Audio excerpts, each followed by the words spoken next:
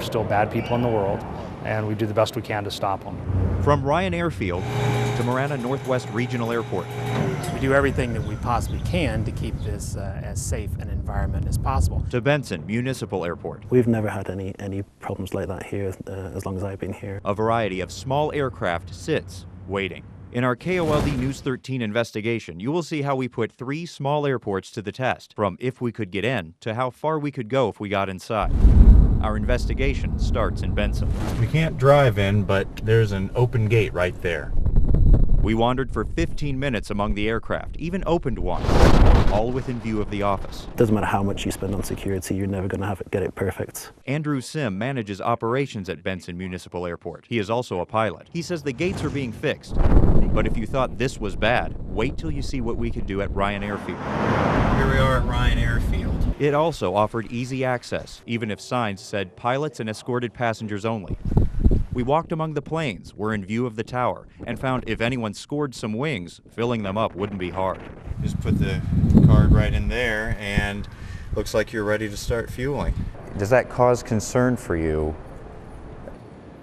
Well, anytime someone is where they don't belong, it causes concern for me. Tucson Airport Authority Police Chief John Ivanoff says federal regulations target airports with commercial airlines as far greater risks for terrorism.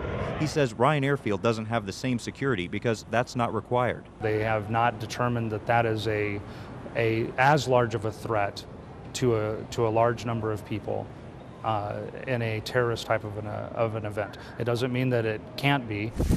On to Marana. An office was our only entrance. Just walked right in, walked right out through that office there. While inside, we found not 1, but 2 open aircraft. Walked right through the office, opened the door to this airplane, and climbed in, and here I am. I didn't even open the door to this airplane. It was open on its own. We spent longer here than anywhere else. That's the runway. About a half hour, and even got a close-up look at a LifeNet helicopter. Walked right up to it. Marana spokesman Rodney Campbell says pilots often fly in from other airports, so a variety of people walk in and out of the office. No one ever said anything to me. Is that something that should be able to happen? Well, I think as long as the people who are out here looking at planes that are for sale or whatever, as long as it's pretty obvious that they're not really doing anything, they're not getting in, they're not messing around with the inner workings of the plane, they're not, it doesn't look like they're doing anything for sabotage purposes, anything like that.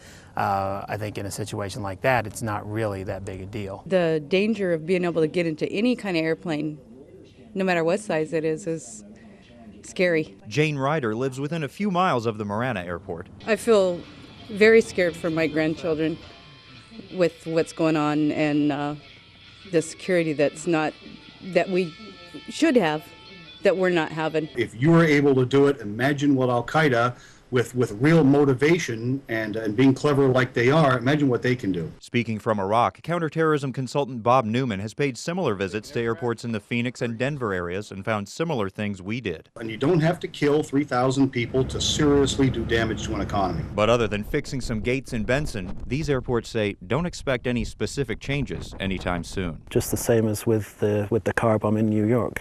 It's a psychological event, but nobody's proposing to ban cars.